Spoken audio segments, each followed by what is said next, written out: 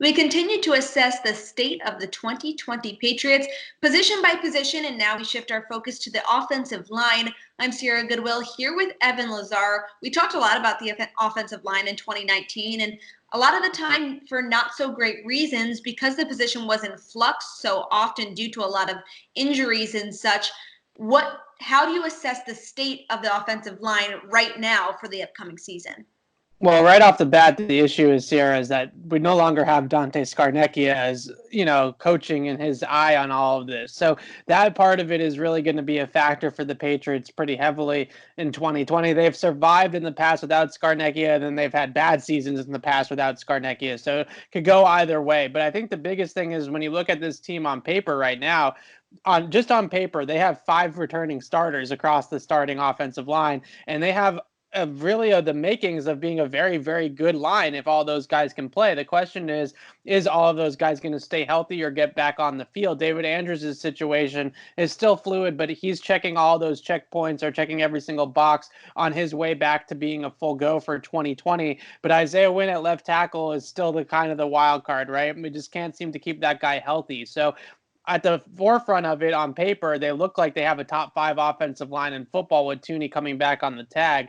But I think the question is going to be the kind of the stability of that entire unit, and is everybody actually going to be out there for all 16 games? That's going to definitely put kind of depth and just, having some young guys behind those guys in a big kind of forefront here for the draft. Yodny Kajust is a guy I really liked last year, but he hasn't gotten on the field yet. We haven't seen anything out of him yet. So we can't really gauge just as much as what he's going to be able to bring to the table. And Hjalte Froholt, on the other hand, we saw some stuff from Froholt, and then they redshirted him after it didn't go very well for him for the first couple of weeks of camp. So they have some upside guys behind those starting 5, some developmental project type players that they can work with. Froholt being a guy that's foreign, obviously, from Denmark, that doesn't have a ton of football under his belt, and Kajus just being a type of guy that can't stay healthy and can't stay on the field. So I'm looking at some safe bets in the draft that we can talk about, some guys that don't have those lengthy injury histories or the lack of kind of experience in playing football.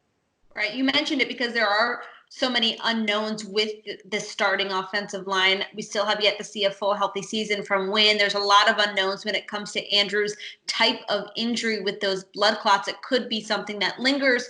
What do the Patriots need to do, and who could they potentially draft to bolster up that backup group for the offensive line? Well, I think they need to actually invest in a tackle and an interior guy. And specifically on the interior, they're going to have to draft a guy that can play center if they need him to play center, because Ted Karras is in Miami, and he was the guy that was the backup center, so to speak. You're not going to move Thuney or Mason to center, obviously. Froholt has a little bit of experience snapping the football, but he was predominantly a left guard in college. So the guy that I've been looking at for the Patriots all the way back from the combine is Cesar Ruiz from Michigan, who's an extremely smart player, called all the protections at the line of scrimmage for that Michigan O-line, plays a little bit of center, plays a little bit of guard, has that physical, nasty style about him that the Patriots really like, and he's an athletic guy for an interior lineman, another box that checks, kind of a New England type of outlook. On the tackle position, I think Josh Jones out of Houston is kind of their typical tackle prospect, size, length, athleticism, that type of thing. He's the more of like a safe bet of this guy can actually translate and play left tackle in the NFL, whereas Wynn's size and injury history has been a concern for him. Jones is a little bit more of a safer pick there. The last guy I want to mention, though, is Jack Driscoll out of Auburn. And I think that he's really penciled in type of guy that has all the technique and all that type of stuff worked out. Not the most athletic or the biggest guy on the football field, but when you watch him play, he's really sound. And I think that that's something that they might want to look for, especially the year after Scarnecchia is gone. And with so many question marks on their upside guys at different positions, going with a safer pick like a Driscoll makes a lot of sense. We'll continue to assess the state of the Patriots position by position on our website at clnsmedia.com and on our YouTube channel at Patriots Press Pass.